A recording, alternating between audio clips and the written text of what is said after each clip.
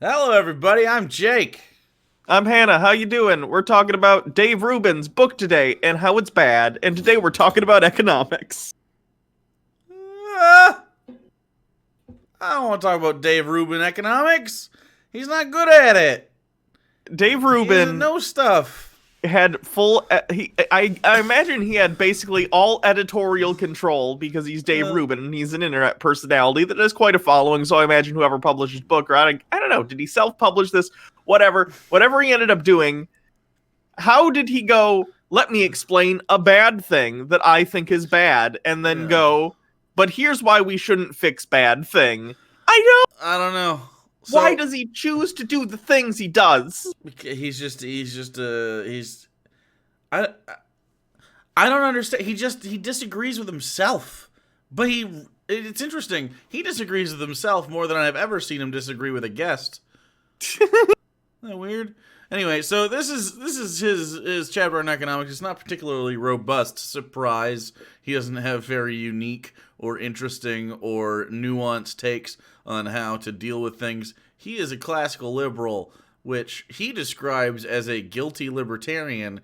I would say, and even dumber libertarian, because at least libertarians are like, yeah, fuck them, right? Where in this case, he's trying.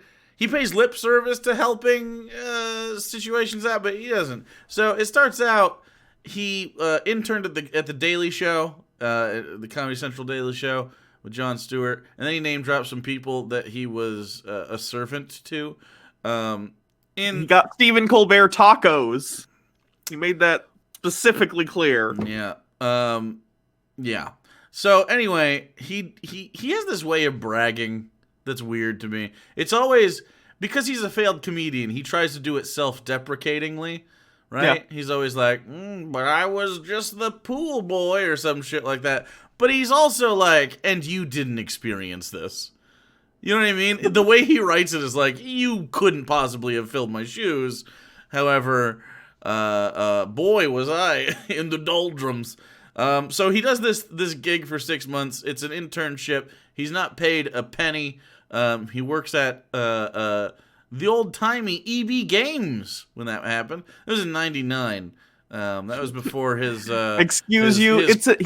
He worked at an electric boutique. Okay, electronics boutique. Okay, I know you were too young to experience the glory of electronics boutique into EB Games into GameStop.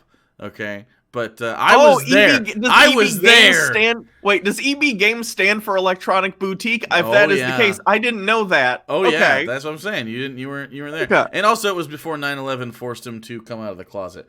Yeah, that was one of his things. I didn't want you to forget that.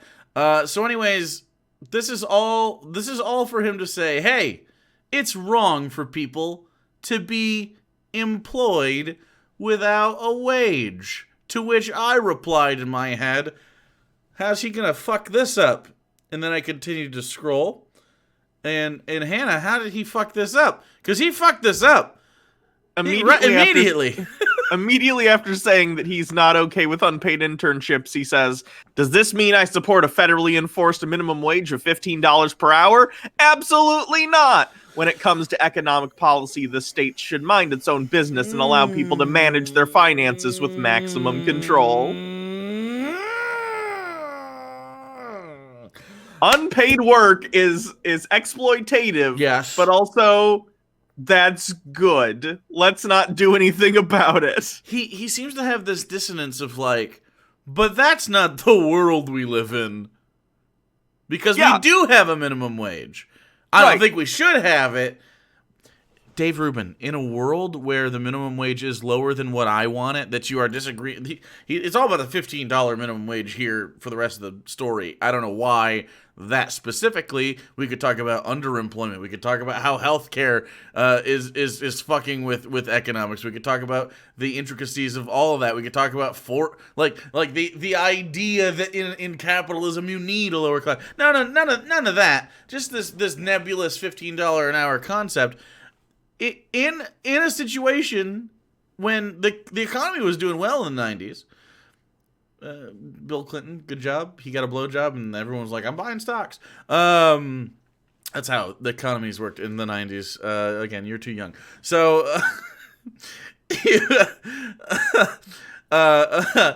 he seems to have this dissonance about, like, this thing happened on your watch, like, in a more ideal situation, economically speaking, according to yourself. And then your argument is the markets will correct for it. The markets are literally saying internships are things we want. Yeah. How? I don't get it. I don't get. So what if he doesn't want a minimum wage, but he also doesn't think internship should be real? What? Should they be paid anything? 1 penny? That's I don't know. Technically a minimum wage. Enough so that you're not literally starving, maybe, but no, not that's so not what he much that says. you don't have struggle. No, because he says literally, part of the confusion over $15 minimum wage seems to be the misguided belief that every job should be able to sustain an adult and a family. This is wrong. The truth is, many jobs, especially low-paying ones, are meant to be an entry to the workforce, not long-term career choice. This annoyed me too. What does he want the interns to do? That annoyed me because you and I have both worked at, this was like a decade ago now, almost. It's really been that long. Isn't that wild?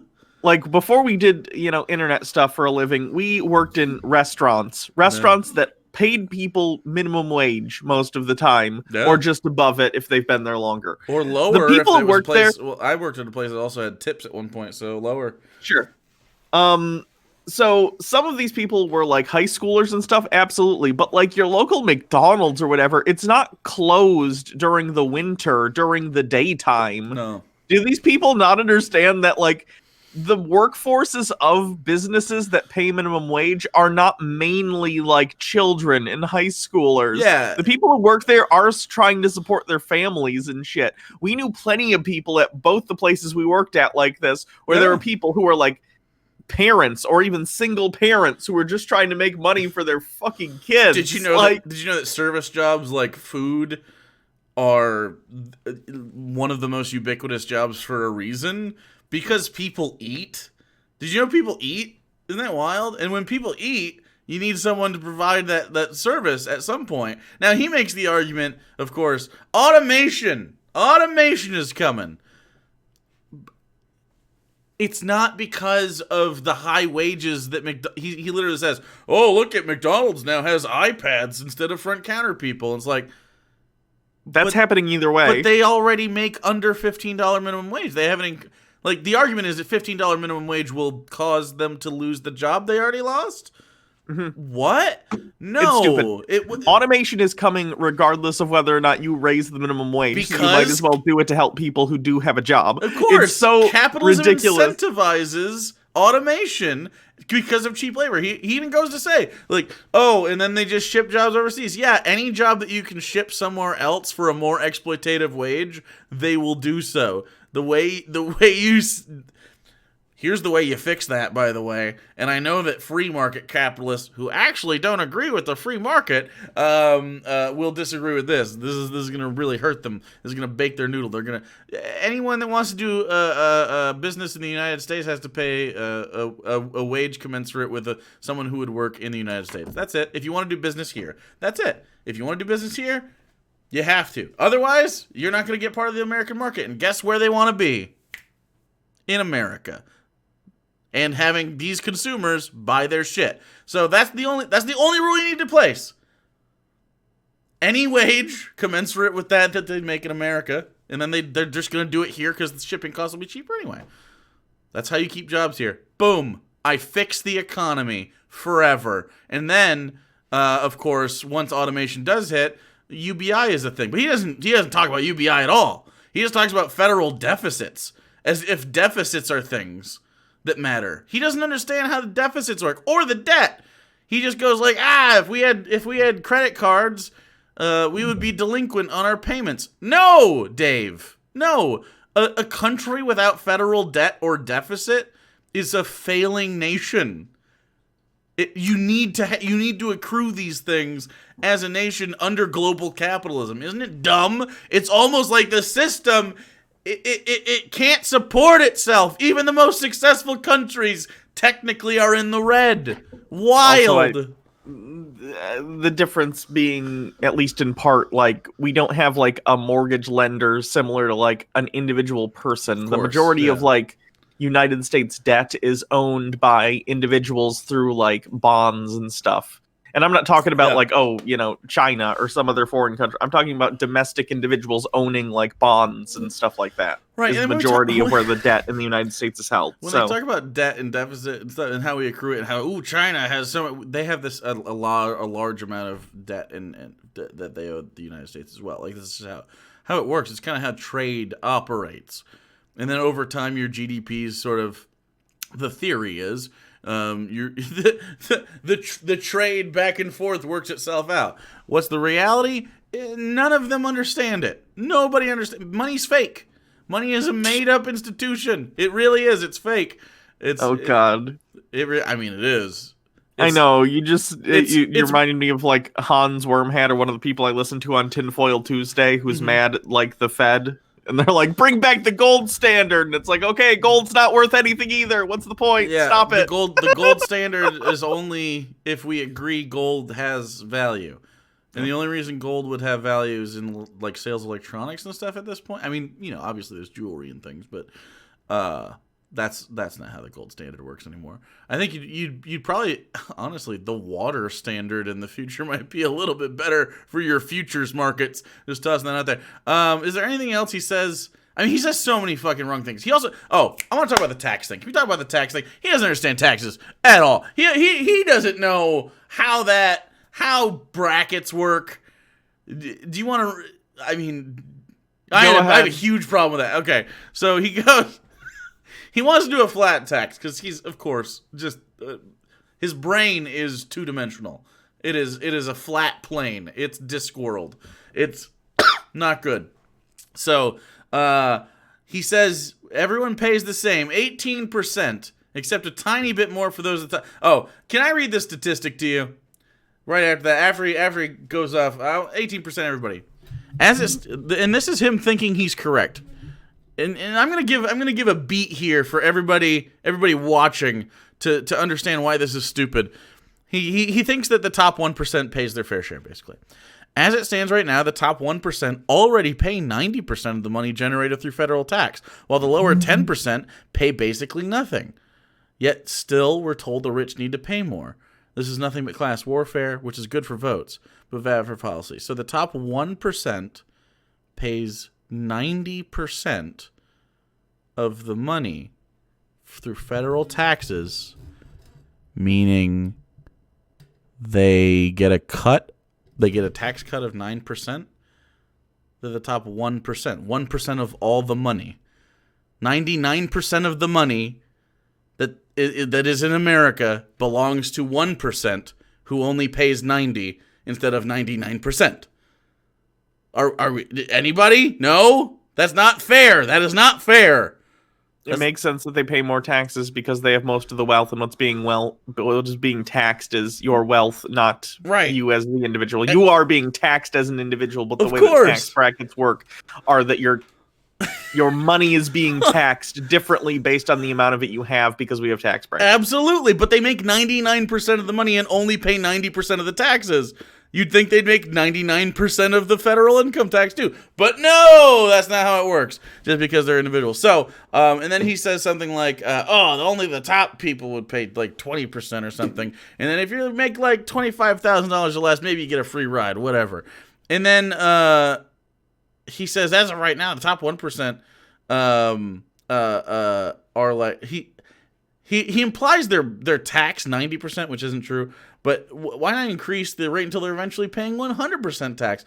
He doesn't understand that it's incremental. By the way, in his model, you would have no incentive to make over $50,000. As soon as you made $50,000 and 1 cent, because of his flat tax, you would be forced into the next bracket, and you make less money at $50,000 and 1 cent by 2% than you would at $50,000. The highest marginal tax bracket is 37%, by the way, and that's if you make over $500,000, $518,401 as a individual. Right. And by the way, for those who don't understand, that doesn't mean 37%. Was it 37%?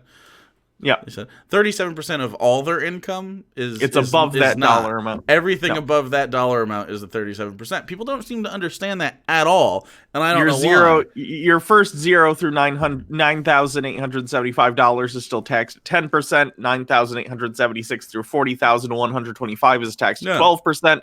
Each individual bracket of your income is taxed at the percentage that it is supposed to be. It's not like it retroactively ups the amount of taxes you're paying on the initial 10,000 Right. through 40,000, stuff like that. Each one is its own individual thing. That's what the brackets are for. And people, when they want a flat tax, they just do not understand that whatsoever. They're like, yeah, everybody just pay this much.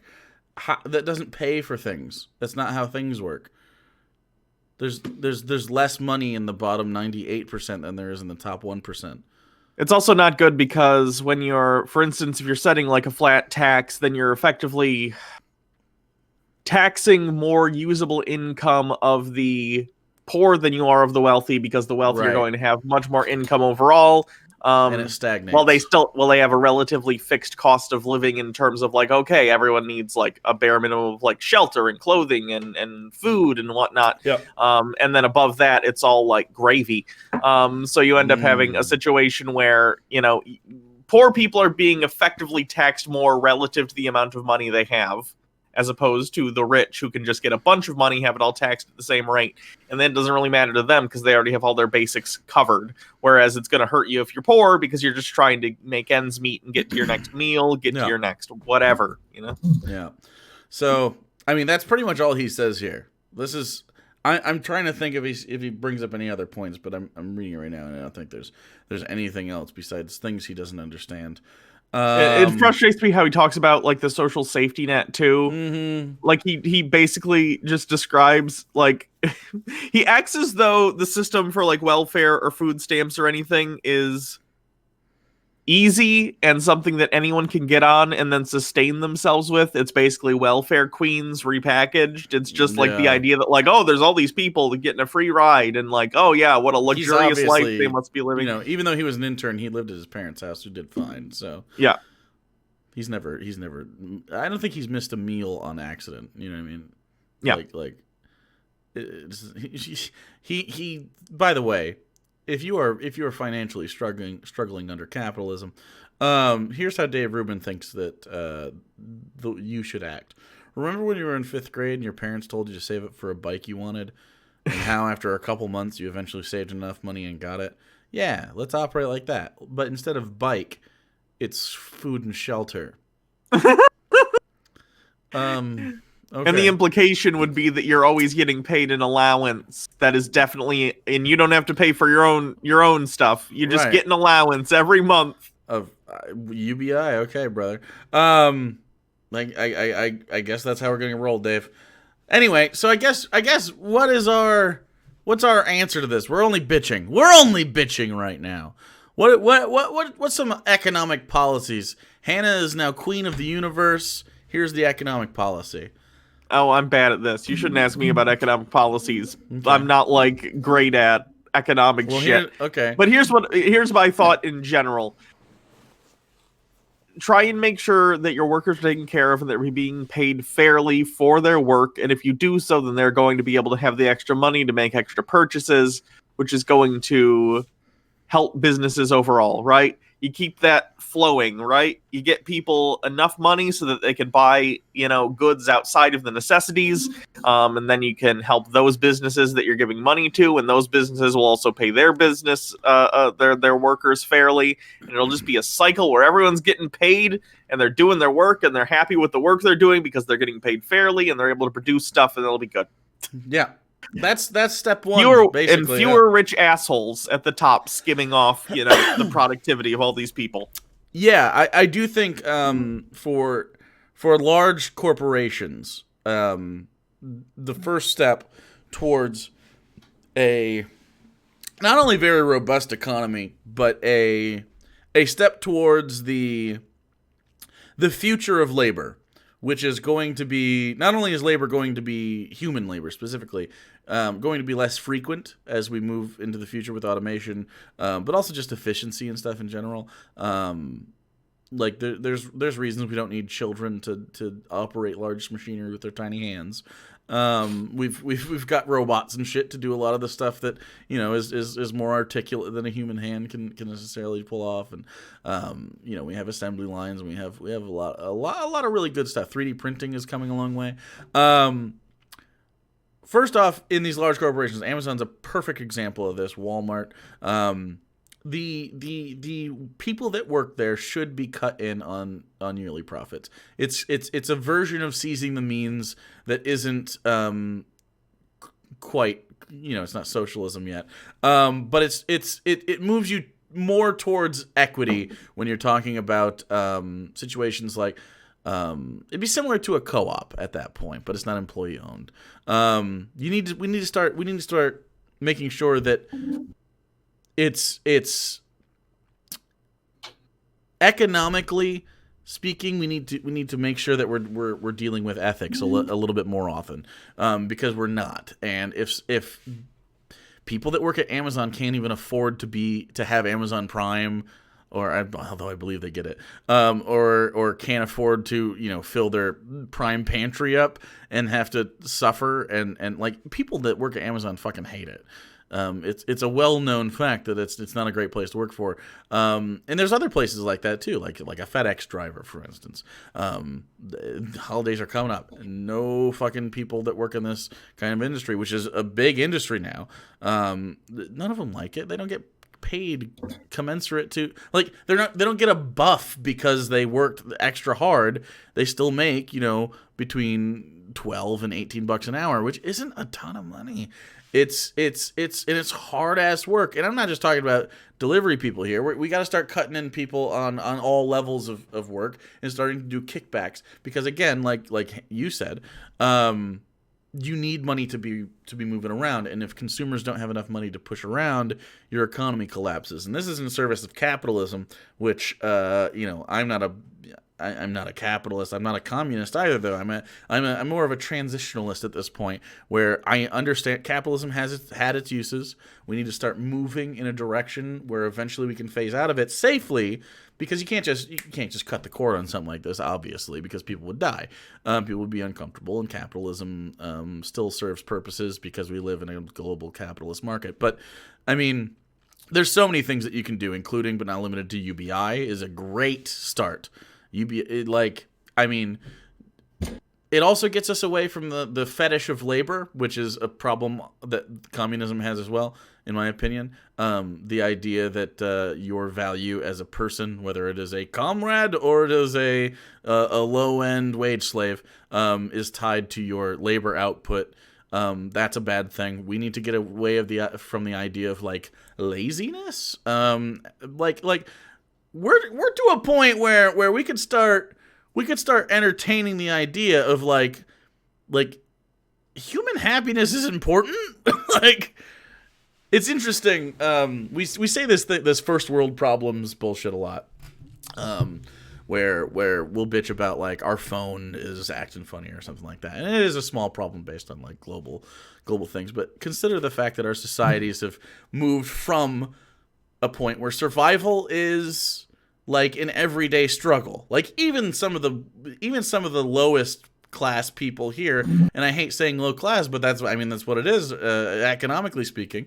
Even some low class people don't daily struggle for survival. It's more like a monthly crapshoot, which is better than it used to be. It's not great, obviously. We still want workers' rights, and we still want wage and stuff, but we're to a point where we can start dealing with mental health. We could start asking questions about like the other stuff that affects our survival and our happiness and stuff. We can start making sure that people have low stress. We can start making, like, I don't know why there's this strange human connection with we need to toil and suffer and work hard and no, we don't necessarily have to. We could just all collectively choose not to do that, and we could all be much happier. But I don't know. It's one of these things where the propaganda of the American dream kills itself.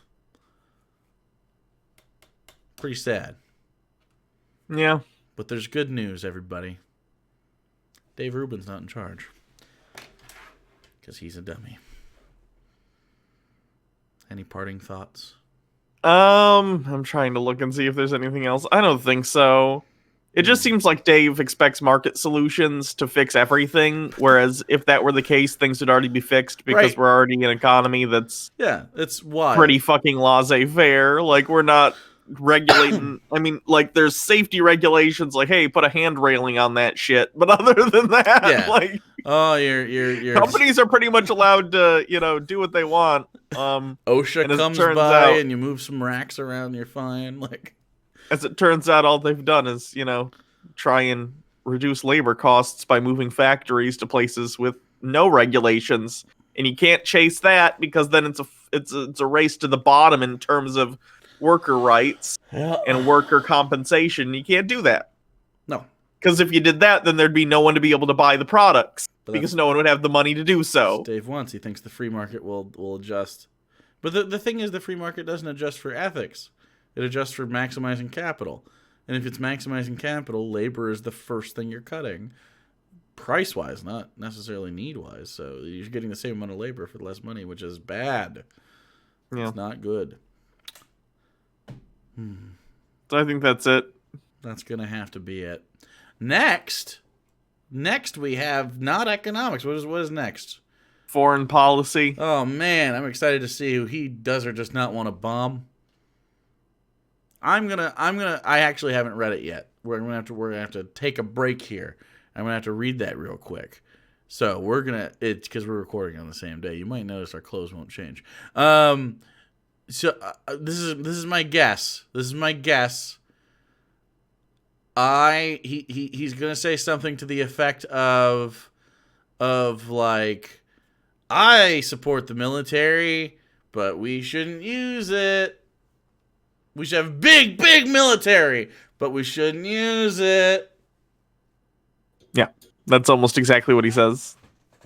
All right. Pretty excited. All right. Smash some buttons. You know how YouTube works at this point, right? You're not a child. There's no way you sat through Dave Rubin economics book if you don't understand how subscribing works.